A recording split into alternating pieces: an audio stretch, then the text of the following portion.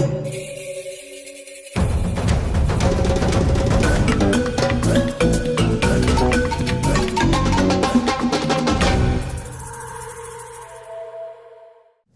name is Sinclair Skinner. I'm CEO of co-founder of BitMari, a Pan-African Bitcoin platform.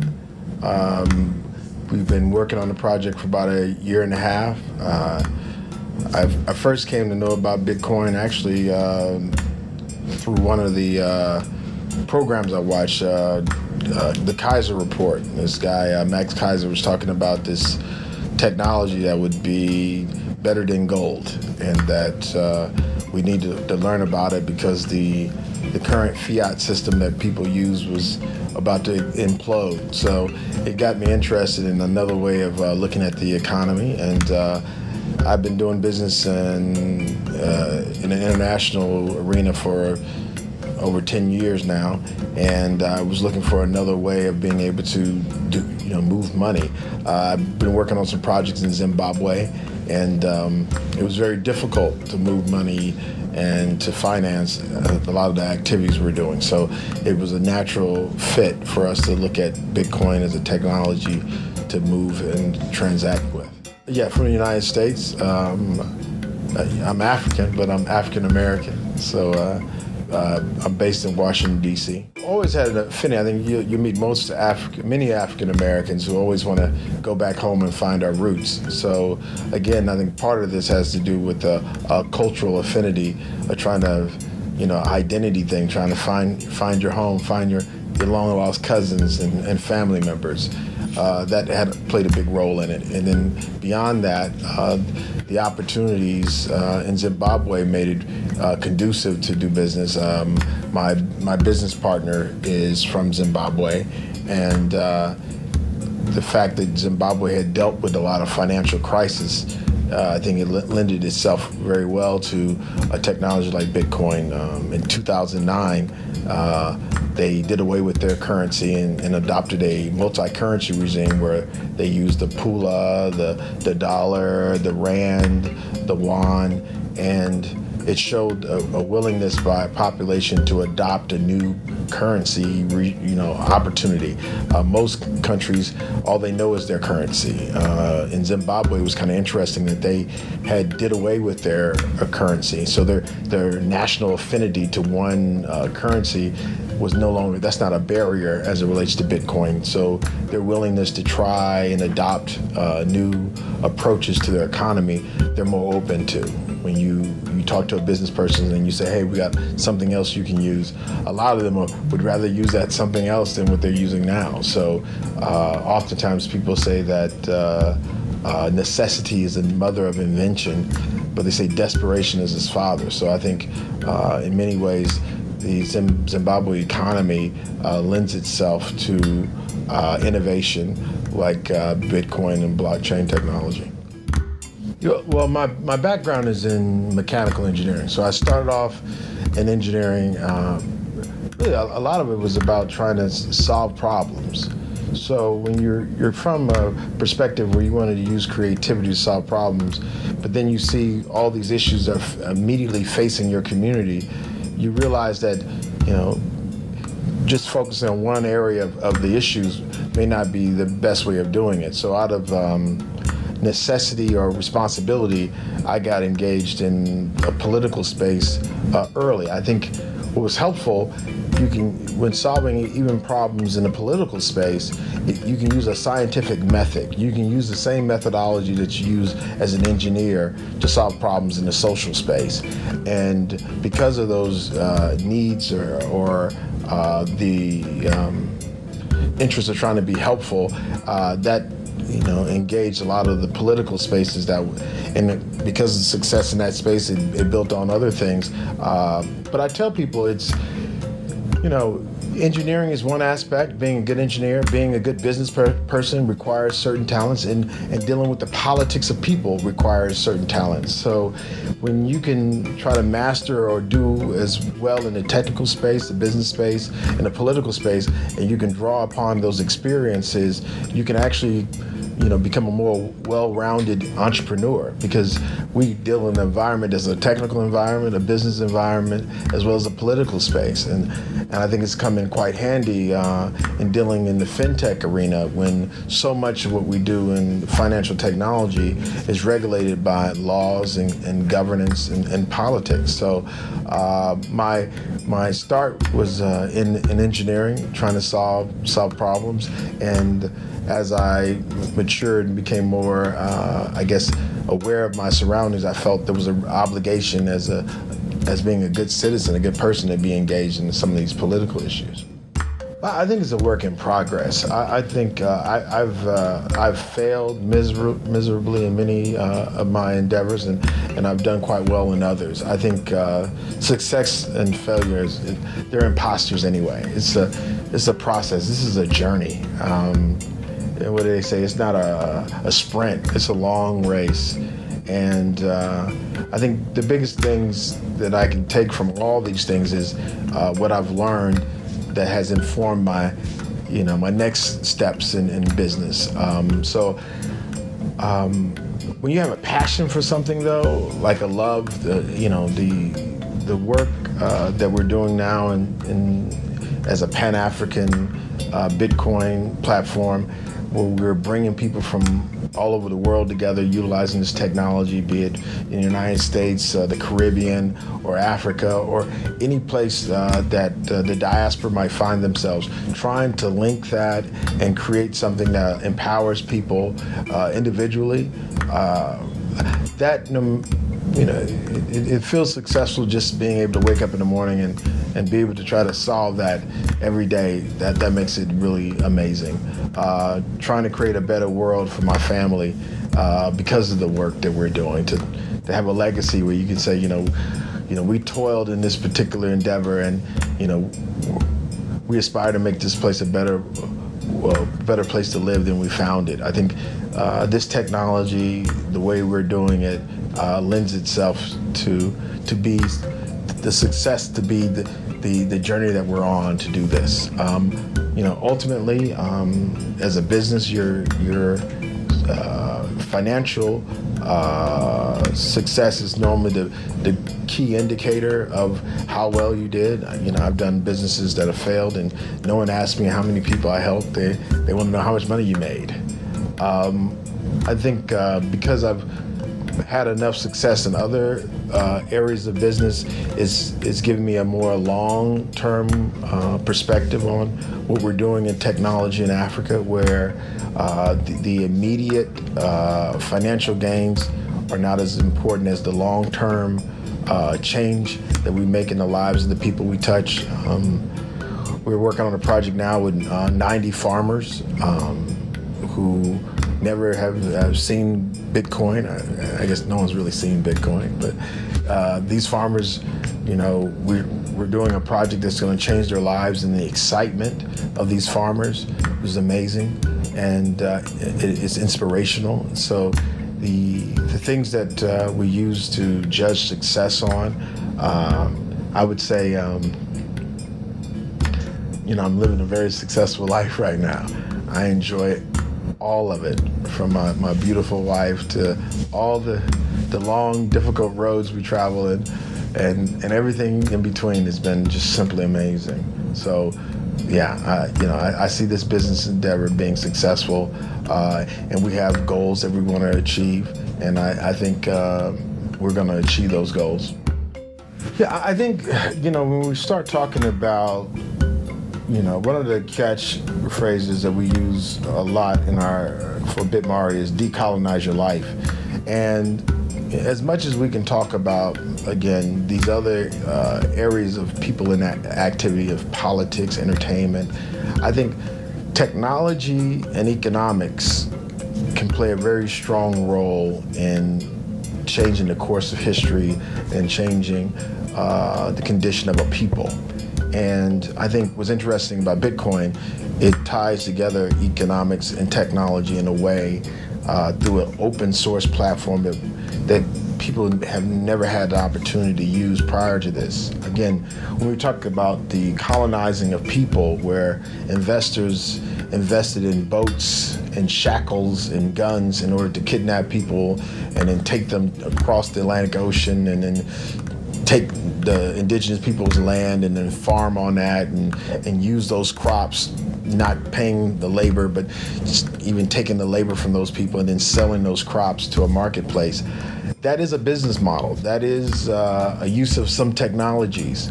However, I think not only is it unethical and inhumane and ungodly, I think it's probably not the most efficient or effective use of humanity. I think it'd be more useful to leverage technology where people are and let them create and develop whatever content, be it tomatoes or some great ideas, and then allow them to use a platform like Bitcoin or blockchain to transact almost free, almost instantly with a marketplace that's global. I think one of the few times, probably the first time in history, we can give that power to the individual, and again, give sovereignty back to the individual person, where nation states and corporations aren't the regulators of our activities, but really, our highest aspirations and our abilities become the limits to what we can do. I think practically, it goes back to talking to the people who are already transacting. I think oftentimes mistakes are made, first of all, to overgeneralize Africa as a continent and as people, and then two, I think sometimes the same people who are the biggest proponents of technology believe in some of the same methodology that the colonial powers used to colonize Africa in the first place. So we almost got this kind of tech neo-colonialism approach, where now somebody's in a very paternalistic way trying to, civilize the natives, which is about as bizarre and as big as a lie as you could actually tell. I think it's more about engaging the people who have the biggest interests in solving the problem of transactions, which would probably be many of the small, medium enterprises, businesses, being vendors, import-exporters, farmers. Those are the people who see transacting as something that needs to be changed. I think we came in thinking remittances was the lowest hanging fruit, and the fact that companies like MoneyGram and Western Union use predatory business models where they charge such incredible high fees for cross-border transactions like between Zimbabwe or Botswana or Botswana and South Africa. We said, well, we can come up with a better model that doesn't extract that amount of value and create that level of friction. But then as we started looking at it, we saw that friction was in every channel of business, and that we could, again, just as in Kenya and other places where they're using mobile banking, we see that Bitcoin, because it doesn't have the same interoperability issue as mobile banking has, that we could actually create a system that allows business people to transact almost instantly, almost free, and add value to that transaction, where now, without even having a conversation about the technology, people are able to use it because it's the best way to do business. And I think what would be helpful is more conferences, more conversations with the business people who are doing these transactions and putting this technology in their hands and letting them give us the feedback they need to develop use cases that are most appropriate for their needs. Dream big. I think dream big. Work with those people who respect and value your talent. I think fundamentally, if you don't have God in what you do, you can lose your direction. So I think there should be a fundamental compass of trying to do what's right in whatever you're doing, and whatever happens on that journey will be the right thing. I think, again, what we call success sometimes has been weighted by this materialism that is a lie in itself. I think whatever purpose that you have for your life, it should be something that elevates and creates and makes things better for whomever it is around you.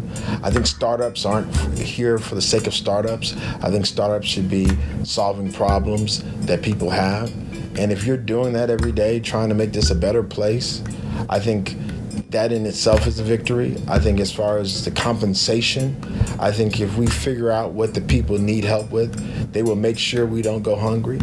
And I think as long as we dream big enough, we can come up with ideas that scale of the size that we can help that many more people and then be that much more successful and sustainable. I think that's the biggest thing. I think the limits I've seen on the continent is that we don't dream big enough, and we don't see our condition as the motivator. We look at external. We look at Mark Zuckerberg or Bill Gates when we have our own champions who've done more disruptive, amazing, dynamic things than any one of these folks in Silicon Valley. And we don't have to go outside of our community for that inspiration and that connection. So I would tell any young person that it's in their hands. They have everything they need to change the world, and that they are just as valuable being who they are as any of these other folks. And don't try to out-European the Europeans or out-Chinese the Chinese. Be the best African you can be, because God made all of us special so that we can add something unique and dynamic to this existence. So be truly who you are and make this thing amazing. Well, I think, like I said, back to the platform and the company that we have with BitMari, our target is a Pan-African Bitcoin startup platform, and we're targeting the African diaspora. We think that based on looking at the world, that African people have been part of a unique, difficult problems, and those unique economic problems could be solved using a platform like Bitcoin. And Africans throughout the diaspora need to be reconnected. We have a wallet product for BitMari, and we use indigenous local languages in Africa. So instead of trying to introduce the product that we're saying is so great, and now people have to use English or French or Portuguese, all colonized languages, we use indigenous languages. We think we need to elevate as well as reconnect our people in a way that shows value in their unique history and their unique culture, and help them solve their unique problems. And by saying I love Black people, it actually speaks to some of the negativity that's so often rampant in the different places that we go and we see African brothers and sisters in, where somehow they feel less about who they are and their identity. So one of the things as a Pan-African platform, you want people to be happy about who they are so they can be participants in this. And then we think also with allies or people outside of the African diaspora, that we want them to know that it's important, the issues that we face, and that we should be all able to work with each other to help solve these problems. And we need to root that solving of problems in love, not anything else that is as powerful as loving yourself and being able to understand that your brother might be going through something just as horrible as you have, and you can love him too. So I think what we've seen in disruptive leaders like Fidel Castro, he didn't limit his revolution to Cuba. He made sure that the dream that he sought as a startup, that the entity he created, he tried to scale it to so many people all over the world. He tried to change the lives of indigenous people throughout the world. And it wasn't a Facebook he was selling. He was actually talking about liberation and freedom for yourself. And I think the innovations that he put together and the obstacles he was able to overcome were more grave and more amazing than what most people do in the tech space. So as someone who loves innovation and loves disruption, I think what better icon to pay tribute or homage to than someone like a Fidel Castro that was just one little man on a little island, but was able to do so much to change people all over the world. It's just amazing what one person can do. BitMari, Mari means money in Shona. We think that our thesis is that through releasing the friction from transactions, that we can create a business that allows people to increase their productivity, increase their efficiency of business, and by giving that power to especially local institutions, that there's an opportunity that we can use Bitcoin to change Africa forever. We think that a product that we're working on right now, which is like a digital coupon, which we think will leapfrog even this command economies that are being used to help farmers in a way that paper coupons, which don't have the same level of transparency or security as digital coupons using Bitcoin as a token can do. We see that the sky's really the limit of the applications of Bitcoin, and we want to be on the front end of this so that as it becomes adopted in these different countries by our people, that we're there to help with that adoption and actually build, economies that are for the future. We have conversations about what does the next 100 years look like in Africa and in the world. We think Bitcoin will help propel us in that direction.